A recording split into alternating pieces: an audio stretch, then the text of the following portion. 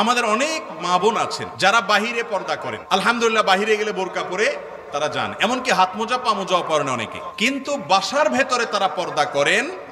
পর্দার দুইটা জায়গা, একটা হলো বাসার বাহিরে, একটা হলো বাসার ভেতরেও গায়রে মাহরাম পুরুষ থাকতে পারে, তাদের সাথেও পর্দা করা লাগে। এই ধারণা আমাদের অনেক মা বোন তাদের নাই, অনেক পুরুষদেরও নাই।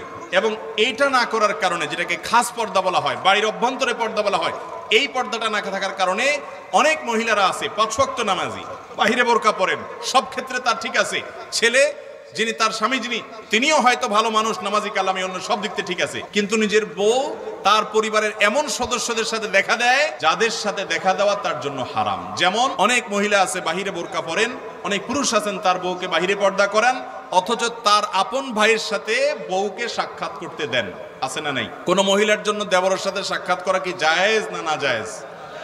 শুধু না জায়েজ না। নবী করিম সাল্লাল্লাহু আলাইহি ওয়াসাল্লামকে জিজ্ঞাসা করেছে একজন, ইয়া রাসূলুল্লাহ, দেবর সম্পর্কে আপনার বক্তব্য কি বা শরীয়তের সিদ্ধান্ত কি, দেবরের সাথে দেখা দেওয়া যাবে কিনা? নবীজি সাল্লাল্লাহু আলাইহি ওয়াসাল্লাম বলেছেন, আল-হাম ওয়াল মাউত, আরে দেবর তো হলো মৌতের মতো, মৃত্যুর মতো। মরণে যেরকম মানুষ ভয় পায়, দেবরকে দেখে এরকম দূরত্ব বজায় রাখতে হবে, কারণ এখানে ফিতনার ভয় অনেক বেশি। ঠিক একইভাবে পুরুষদের জন্য অন্য নারীর সাথে পর্দা করা যত গুরুত্বপূর্ণ, শ্যালিকার সাথে পর্দা করা ঠিক সেরকম গুরুত্বপূর্ণ। শ্যালিকা দেবর যদি একেবারে ছোট বাচ্চা হয়, শিশু হয়, একেবারে বালক কিসিমের হয়, এখনো পর্দা করার মতো না হয়, তাহলে তার সাথে দেখা দেওয়া যাবে, অন্যথায় তাদের সাথে পর্দা করতে হবে। এবং এর পাশাপাশি বাসা বাড়িতে যাদের সাথে পর্দা করতে হবে তারা হলেন কোন মহিলা তার ননদের যে ছেলেরা আছে, তারা যদি প্রাপ্তবয়স্ক হয়ে যায়, তাদের সাথে মামির পর্দার বিধান আছে।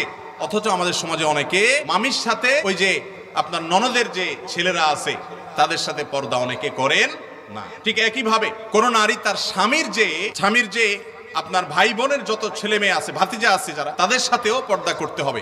অনেক মহিলা আছেন যে তিনি চাচি, যেই ছেলের চাচি, ওই ছেলের সাথে তিনি পর্দা করছেন না, মনে করেন চাচির সাথে পর্দা চলে না, অথচ চাচির সাথে পর্দা করা ফরজ, মামির সাথে পর্দা করা ফরজ। অতএব দেবরের বা ভাসুরের ছেলে যদি পর্দার উপযুক্ত হয় তার সাথে পর্দা করতে হবে।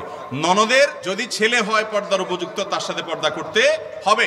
ননদের স্বামী যদি হয় তার সাথে পর্দা করতে হবে। একইভাবে স্বামীর ভগ্নিপতি, তার সাথেও কি করতে হবে? পর্দা করতে হবে। বাসার অভ্যন্তরে বিশেষ করে পরিবারের মধ্যে এই ধরনের পর্দা করাটা অনেক টাফ, কিন্তু যৌথ ফ্যামিলিতে এরকম পর্দা করার জন্য দরকার সদিচ্ছা। অনেক মা বোনরা আছেন নিজেরা পর্দা করতে চান, পুরুষরা তাদেরকে বরং অসহায়তা করেন। অনেক মুরব্বীরা আছেন, দাড়ি পাকা মুরব্বী, 5 ওয়াক্ত নামাজ পড়েন, ওনার বৌমা তারই ছেলের সাথে দেবরের সাথে পর্দা করতে চায়, কিন্তু তিনি দেন না, বরং বাধা দেন। আছে না নাই? এই লোকগুলোর নাম হাদিসে কি দিছে জানেন? এদের নাম হাদিসে দিছে দায়ুস। হাদিসে কি নাম দিছে ভাই? আমাদের সমাজে অনেকে মনে করে মহিলাদেরকে দায়ুস বলা হয়, এটা ভুল ধারণা। হাদিসে আসছে আদ-দায়ুস আল্লাযী ইউকিরু ফি আহলিহি আল-খাবাস, যেই ব্যক্তি তার পরিবারের মহিলারা, পরিবারের লোকেরা পর্দার খেলাপ চড়ে, সে সেটা দেখে সেটাতে সন্তুষ্ট, তাহলে এই ব্যক্তি হলো দায়ুস। আর দায়ুস কখনো জান্নাতে যেতে পারে।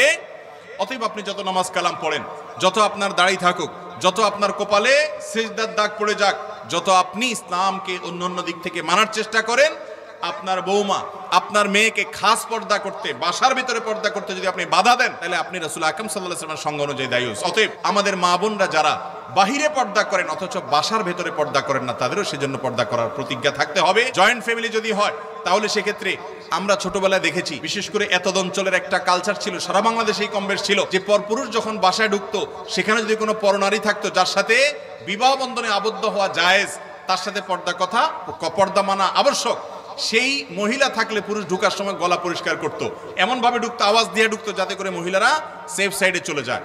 এগুলো ছিল কি ছিল না? এখন আছে এগুলো?